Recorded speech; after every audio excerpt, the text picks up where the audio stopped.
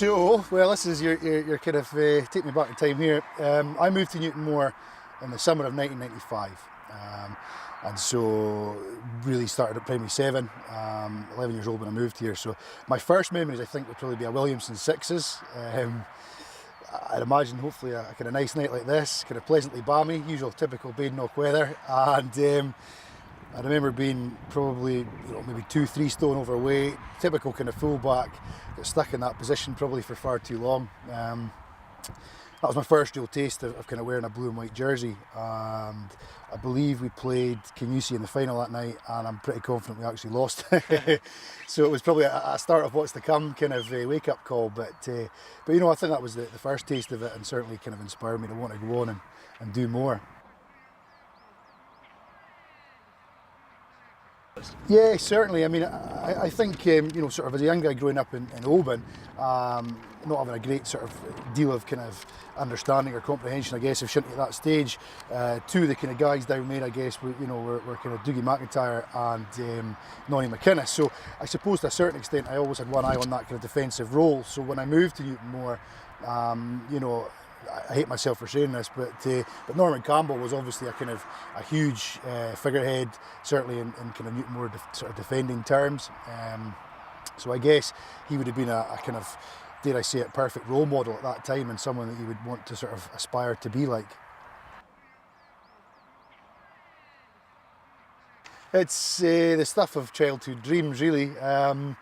It was 25 years it was since the last Newtonmore captain had sort of lifted the Camanachd Cup, which I think if you told any of the team back then that was going to be the case, they would probably have laughed at you. But no, I mean, any game against Camanachd is obviously the ones that all Newtonmore players want to be part of, to be able to do it.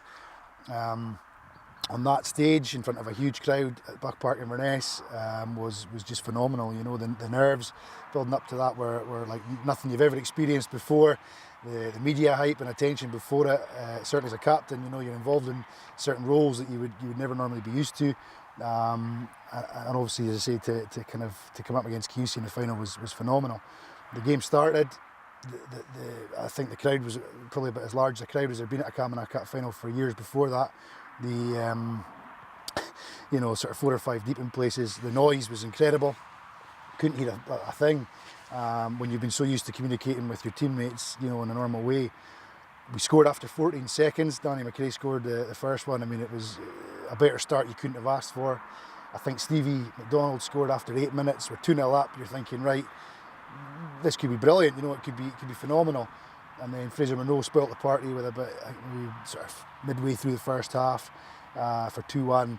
And the ball drops to Danny just before half-time. Danny pops it away for 3-1. And at half-time, you're thinking, brilliant, boys, you couldn't be in a better position. However, we can't sort of ease off, we can't get complacent, and unfortunately in the second half, to a certain extent, we did. 3-1 became 3-2, became 3-3 at full time. Extra time looming. There's already question marks over our fitness levels because of a previous final in Macaulay when we lost out to Kyles in the dying minutes of that game. So you're looking at another half hour on a heavy back thinking, oh goodness. And thankfully for us, I think it was about 25 minutes through that 30-minute period, Danny McRae does what he did what he does best and stepped up and put one in the back of the net. Full-time whistle goes, the crowds rush the park, and to be honest with you, everything after that's a bit of a blur. I think there was about 4 or 5 days celebrated after that, but yeah, incredible, just incredible, everything you could ever dream of. Featured quite a bit in that game. Following year, Inverness, Buck Park, 2009. I didn't get a starting position in the team, which I was pretty disappointed about. I came on late. The ball fell out of the heavens on a bright sunny day, and the guy I was marking, Shane Dooley, managed to sort of spin me, and he scored a pretty emphatic goal just after Gary Innes had put us ahead. So we ended up losing, and it was by and large my fault. So that was kind of one of the downs, I guess. One of the ups.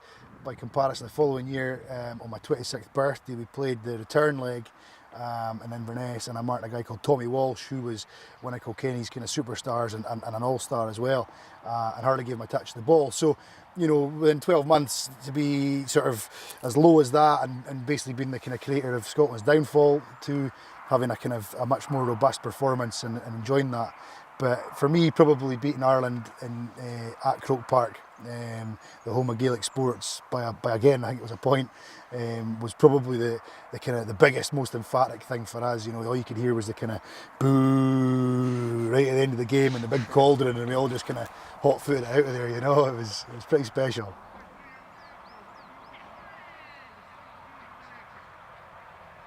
WCA switch, if you like, into the women's coaching side really occurred through Katie Smith. I was asked because they couldn't get anyone to take the South of Scotland senior team, and she sort of badgered me and probed me, and I eventually said yes.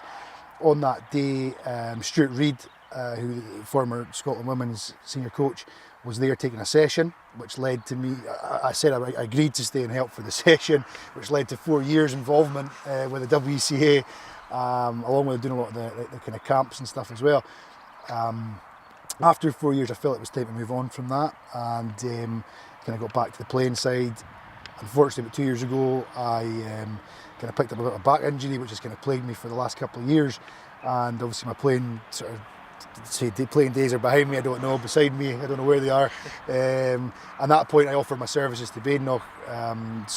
So I mean, it's been a great sort of switch for me, really, to kind of from the playing into the coaching. So it's happened, I would say, both quite naturally because it's something I was passionate about, but equally it's something I've pursued. It's something I've tried to develop and progress with throughout my time coaching, and tried to kind of better myself and do courses and various bits and pieces as well. So yeah.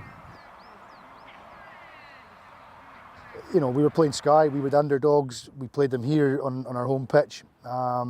And you know, we had a lot of things going for us at that stage, but equally the nerves and everything on the day. Skye are a team that have played in the last however many finals and were well equipped to deal with those sort of pressures, stresses and nerves. But the girls by and large just coped. They coped admirably. We had a plan, we had a strategy, you know, stopping their strengths and kind of exposing and you know, their weaknesses to an extent, and obviously looking at how we could play our best Shinty on the day. You know, and I think we hopefully that day got it right. Some days it doesn't work out like that, but certainly big learning curve for me as well, you know, and I think that's the one thing about coaching, is that it's a constant learning curve.